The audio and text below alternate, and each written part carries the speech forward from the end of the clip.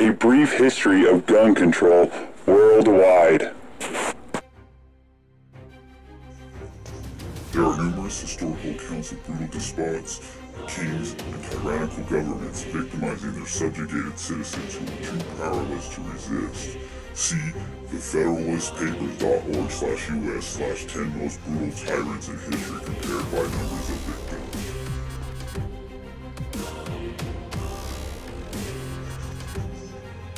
The availability of firearms for self-defense has made it more difficult for governments and tyrants to victimize their citizens.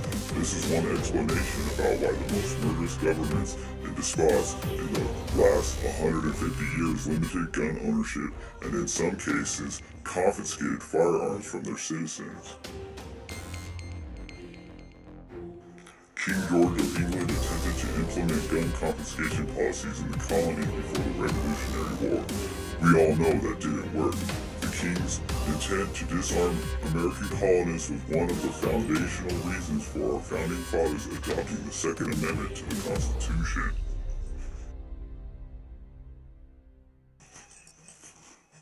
Gun control is once again at the surface of discourse and policy-making in the United States. Some lawmakers, academics, pundits, and ordinary Americans call for outright gun bans and confiscation in the wake of these shootings.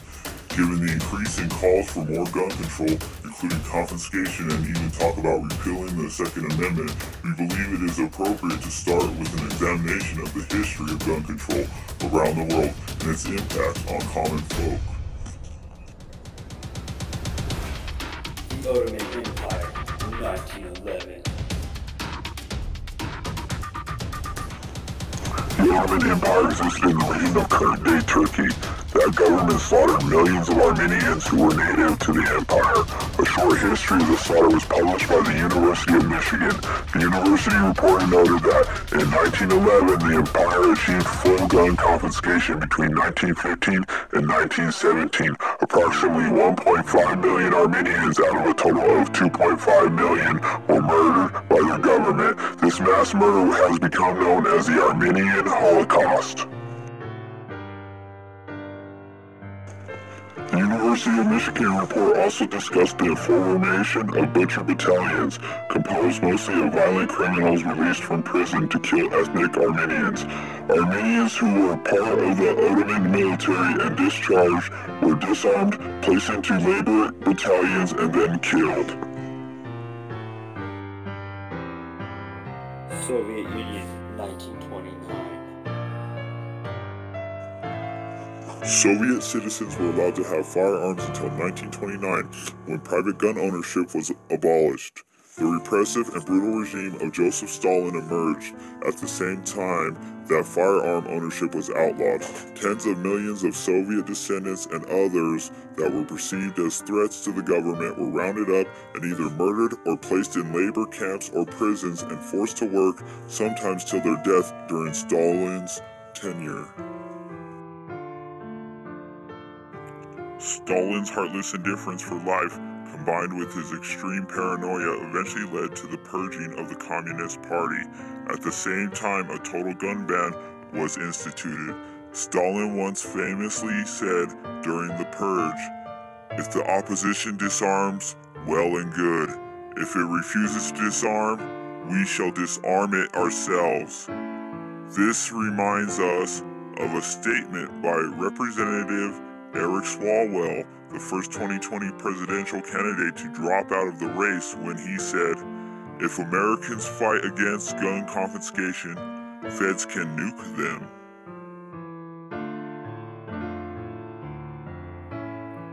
Germany, 1938.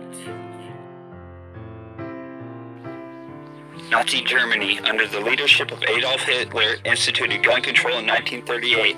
At about the same time, he ordered the extermination of Jewish men, women, and children. By the time the killing stopped, his murderous decision resulted in the death of approximately 13 million Jews and others from different unwanted minority groups. China, 1935.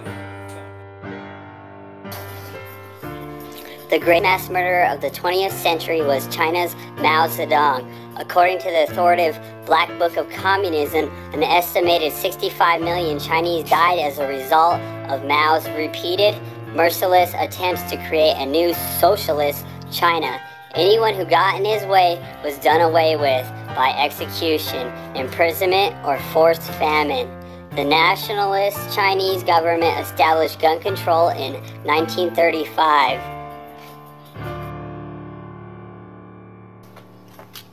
Mao Zedong famously said on at least 2 occasions in speeches, "Every communist must grasp the truth. Political power grows out of the barrel of a gun."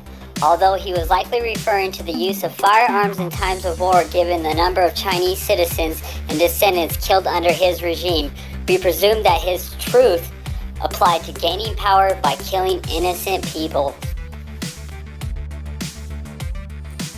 Cambodia, 1956.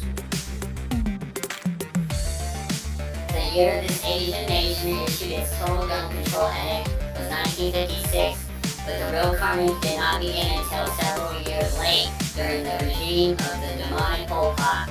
Between 1975 and 1977, his regime murdered as many as 1 million educated people in killing fields that were later depicted in a movie by the same name.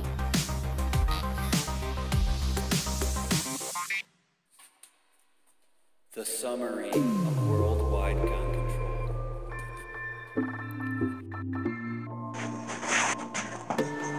160 million to 200 million people have been killed by the totalitarian governments around the world. Some estimates are as high as 262 million.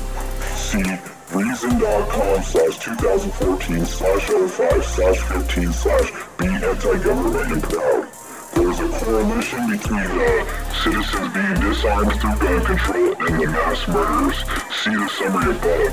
There appears to be a relationship between the mass murders and gun confiscation imposed by rulers and despots who knew that the only way they could continue to brutalize their people and stay in power was by disarming them.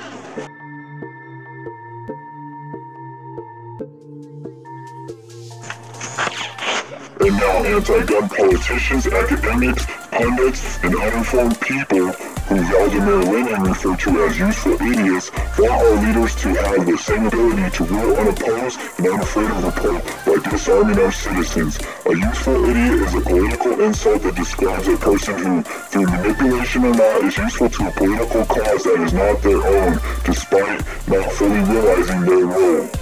See wikipedia.org/wiki/useful-idiot. This makes them an unwitting and useful pawn of a propagandist. The above examples of government killing disarmed citizens is a very powerful rationale for the Second Amendment to the United States Constitution. Our founding fathers were brilliant, and they knew what could happen if a government subjugated disarmed citizens. They experienced it firsthand in Europe and the colonies. Please remember a statement by Bradley Dean in WorldNet Daily. Our forefathers did not arm the American people for the purpose of hunting, but rather to protect themselves from those who were doing the hunting, namely the tyrant, King